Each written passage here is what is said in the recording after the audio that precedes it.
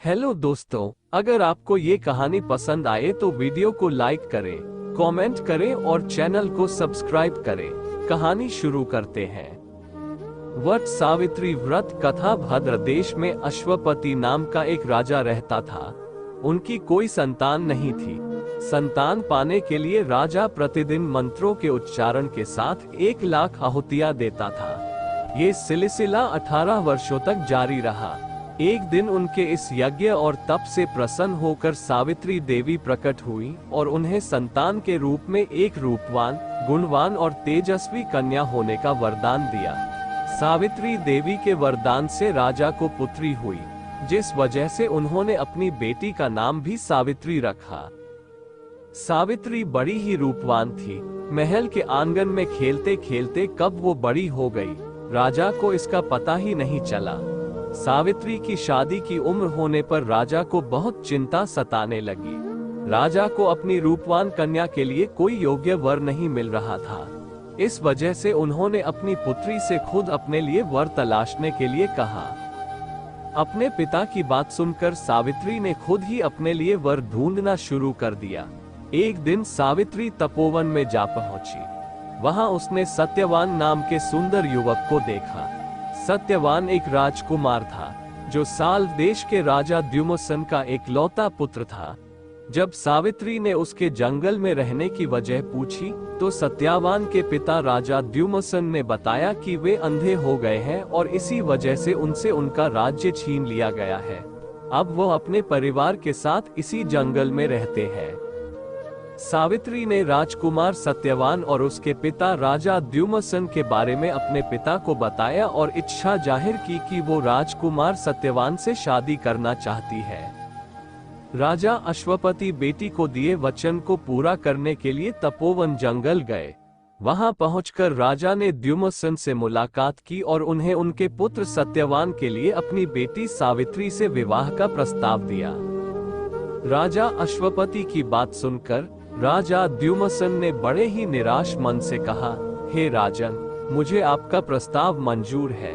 मेरा पुत्र सत्यवान गुणवान, धर्मात्मा और बलवान है, लेकिन ऋषिराज नारद ने मुझे बताया है कि यह अल्पायु का है, जिसकी अगले वर्ष अमावस्या के दिन मृत्यु हो जाएगी। इसलिए मैं आपसे और आपकी पुत्री से विनती करता हूँ कि आप किसी और युवक से अपनी पुत्री की शादी करवाएं।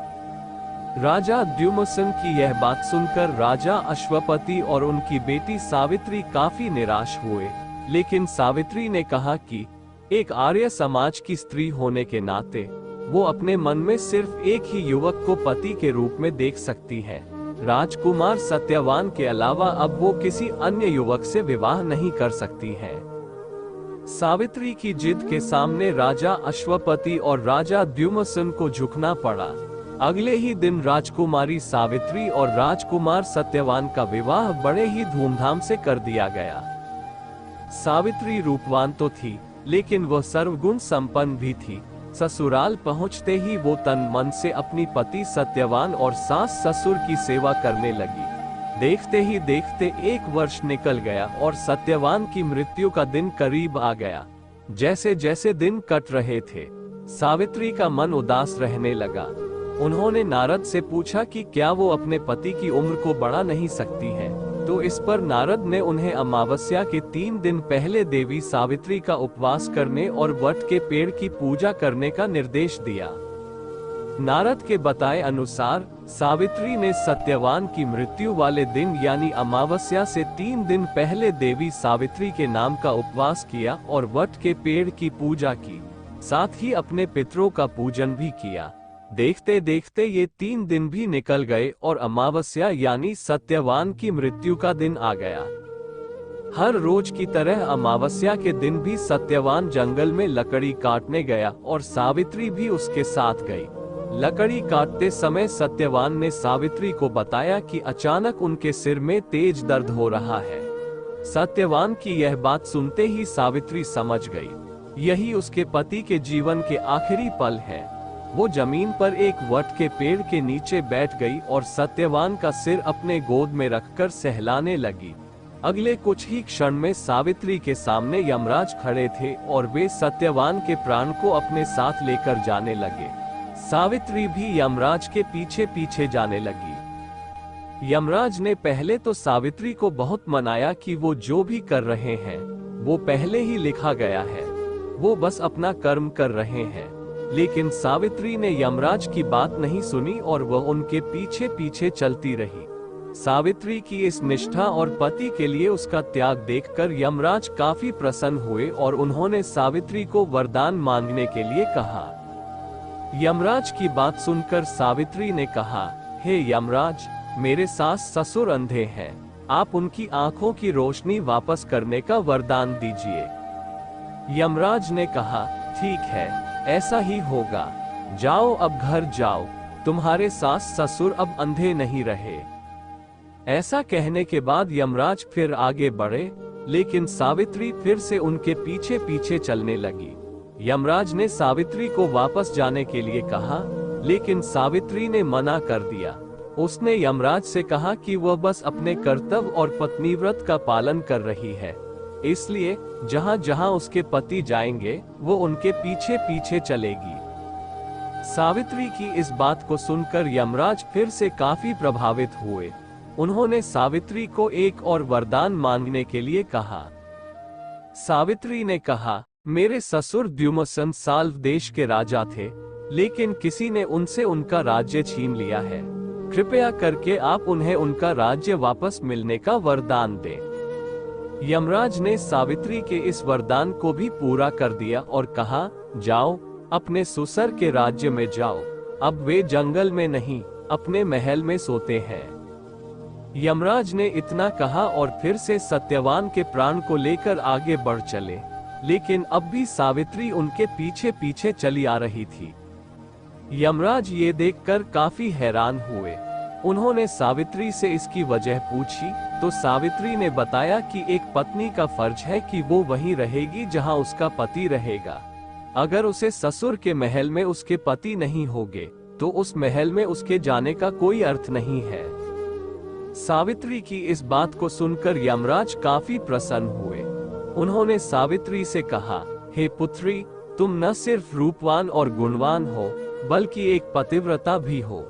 मैं तुम्हारे इन्हीं गुणों से काफी प्रसन्न हूँ। तुम मुझसे तीसरा वरदान भी मांग सकती हो। यमराज की इस बात को सुनते ही सावित्री ने कहा, हे यमराज, आप मुझे 100 संतानों की मां बनने का वरदान दें। सावित्री के इस वरदान को सुनते ही यमराज ने कहा, हे पुत्री, अब घर जाओ, मैं तुम्हारे इस तीसरे वरदान को भी पूरा करता हूँ। तुम 100 साहसी और पराक्रमी संतानों को जन्म दोगी। यमराज के इस वरदान को सुनकर सावित्री ने कहा, हे यमराज, मैं एक हिंदू नारी हूँ और आर्य कुल की जन्मी हूँ, इसलिए मेरे जीवन में सिर्फ एक ही पति होंगे और वो सत्यवान है। इसलिए आपको अपने वरदान के अनुसार मेरे पति सत्यवान को फिर से जीवित करना होगा। सावित्री की इस बात को सुनकर यमराज और भी ज्यादा प्रभावित हुए और उन्होंने सत्यवान के प्राण को वापस छोड़ने का वरदान दिया और सावित्री से कहा, हे पुत्री, तुम अब वापस उसी वट के पेड़ के नीचे जाओ जहां पर तुम्हारे पति का शरीर पड़ा था। मैंने सत्यवान के प्राण को छोड़ा दिए और तुम दोनों को 100 संतानों के साथ ही अखंड सौभाग्यवती होने का वरदान भी दिया है।